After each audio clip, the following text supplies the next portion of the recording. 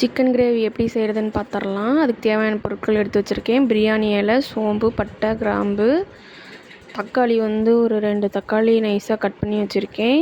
Chicken நல்லா wash பண்ணி எடுத்து வச்சுருக்கேன்.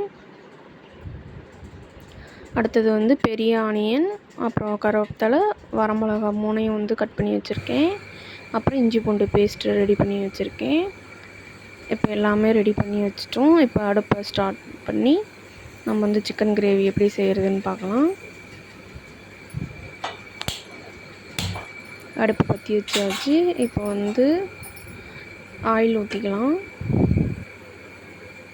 ஆயில் நம்ம கொஞ்சம் சேர்த்தியே ஊற்றிக்கலாம். அப்போ தான் கொஞ்சம் கிரேவி நல்லா டேஸ்ட்டாக வரும். ஆயில் ஊற்றியாச்சு.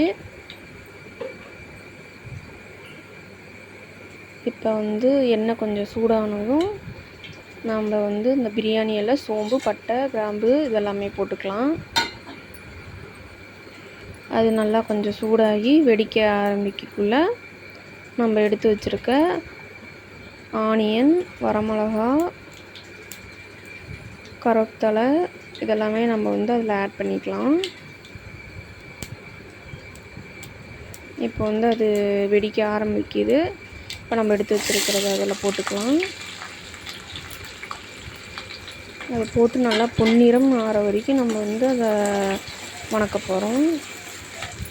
அந்த ஆனியன் லைட்டாக ப்ரௌன் ஆகணும். அது வரைக்கும் நம்ம அதை இது பண்ணிக்கலாம், வணக்கிக்கலாம்.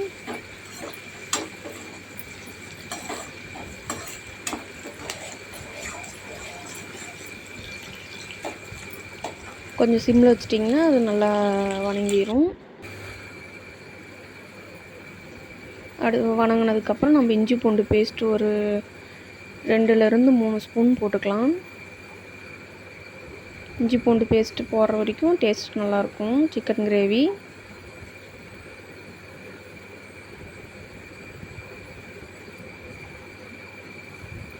போட்டு நல்லா அதை வணக்கி விட்டுறலாம். நல்லா அந்த இஞ்சி பூண்டோட பச்சை வாசம் போகிற வரைக்கும் அது வணங்கட்டும் எண்ணெயிலேயே.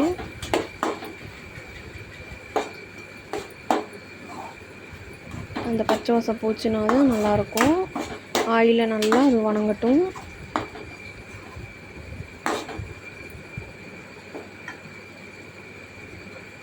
நல்லா வணங்கினதும் நம்ம நைஸாக கட் பண்ணி வச்சுருக்க 2 தக்காளி பழத்தை அதில் சேர்த்திக்க போகிறோம். அது போட்டு நல்லா அந்த தக்காளி பழம் நல்லா வணங்கட்டும். வணங்குற அளவுக்கு நல்லா நம்ம அடுப்பை சிம்மில் வச்சு வணக்கி விடலாம்.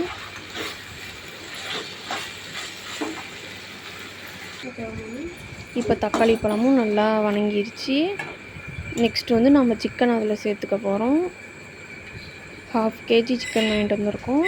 அதை நம்ம சின்ன சின்ன பீஸாக கட் பண்ணியிருக்கோம். உங்களுக்கு தேவையான அளவு பீஸ் நீங்கள் கட் பண்ணிக்கலாம். அதை போட்டு நல்லா கொஞ்சம் லைட்டாக அது வேகிற அளவுக்கு நம்ம வணக்கி விடுறோம்.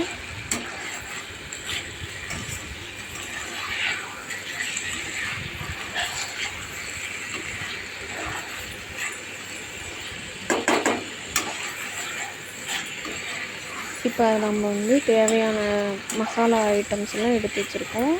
இது என்னென்ன மசாலா போடுவோம்னா மஞ்சள் தூள், சிக்கன் தூள், வரமிளகாய் தூள், காஷ்மீரி மிளகாய் தூள், பெப்பர் தூள் இதுதான் போடுவோம். இப்போ ஃபஸ்ட்டு மஞ்சள் தூள் ஒரு 1/2 ஸ்பூன் போட்டுக்கலாம். Turmeric powder.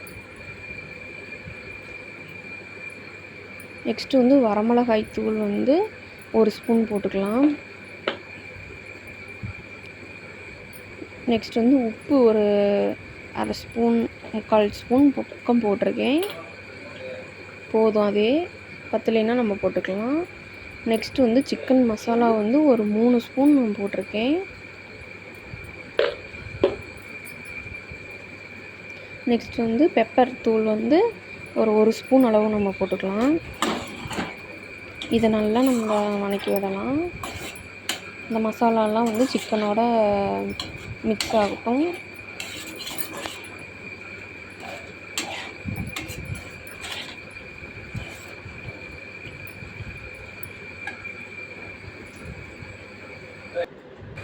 இப்போ இதில் காஷ்மீரி வரமிளகாய் தூள் ஒரு 2 ஸ்பூன் அளவு நம்ம போட்டுக்கலாம்.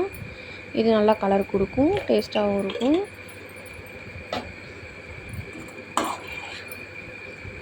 போட்டு மறுக்க அதை நம்ம கிளறி விட்டுட்டு 1 டம்ளர் அளவுக்கு நம்ம தண்ணி அதை ஊற்றி நம்ம வேக வைக்க போகிறோம்.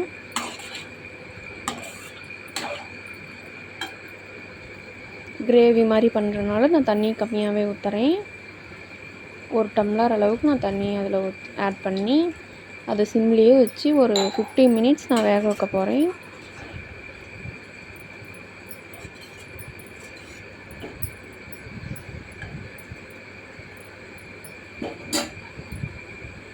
இப்போ அது சிம்லேயே வேகட்டும் ஒரு 15 மினிட்ஸ்.